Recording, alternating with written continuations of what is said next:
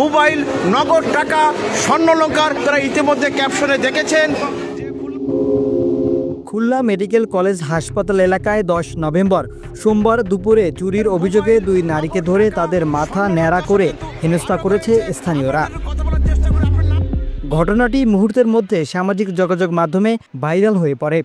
প্রত্যক্ষদর্শীরা জানান, মোবাইল চুরির অভিযোগে ওই 2 নারীকে ধরে প্রথমে মারধর করা হয়, পরে কয়েকজন স্থানীয় ব্যক্তি তাদের মাথার চুল ন্যাড়া করে দেয়। এ সময় কেউ একজন মোবাইল ফোনে পুরো ঘটনাটি ভিডিও করে সামাজিক মাধ্যমে ছড়িয়ে দেয়।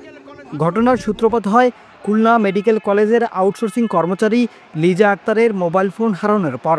ফেলে দিয়ে বলি কি আপনার ফোন পাইছেন, এবার চলে যান। আমি বলতেছি কেন, আমার ফোন নিয়ে গেছেন, আপনি চুরি করে নিয়ে যাবেন, আপনার আমি ছেড়ে দেবো, আপনি নামেন, নিচে নামেন, তারপর দেখতেছি। এই বলে তাদের জোর করে, এক পর্যায়ে নামবে না, ওইখানে হাতাহাতি হয়েছে, জোর করে ধরে নিয়ে তারপরে পুলিশের কাছে ধরাই দিচ্ছে।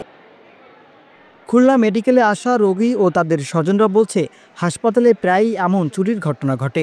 তবে অপরাধীকে ধরে পুলিশের হাতে না দিয়ে আইন নিজের হাতে তুলে নেওয়া কোনোভাবেই গ্রহণযোগ্য নয়।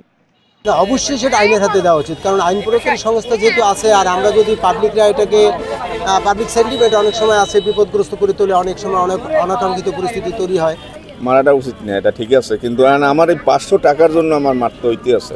ঠিক এটা আমি মনে করেন 500 টাকা লইয়া এখানে আসলাম, একটা রুগীরে দেবো, এই 500 টাকা যদি আমার চুরি হয়ে যায় বা কেউ নিয়ে যায়, এটা আমার দুঃখজনক। আইন হাতে তুলে নেওয়ার সুযোগ নাই। হ্যাঁ, এই ধরনের অনাকাঙ্ক্ষিত ঘটনা আমরা জানি যে সমস্ত প্রতিষ্ঠানগুলোতে ঘটে, এবং সেটার কারণে মানুষ ক্ষতিগ্রস্ত হয়, কথা সত্য।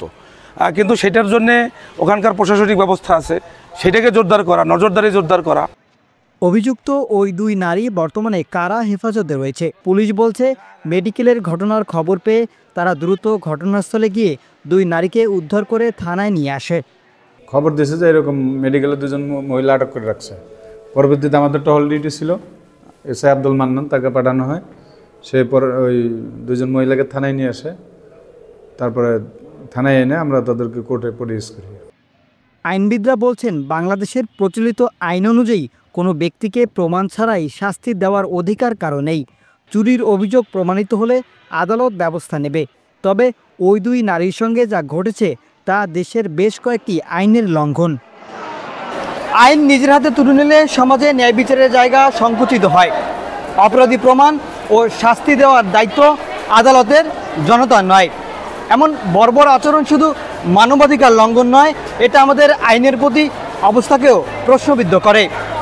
সাব্বির ফকির, আজকের পত্রিকা, খুলনা।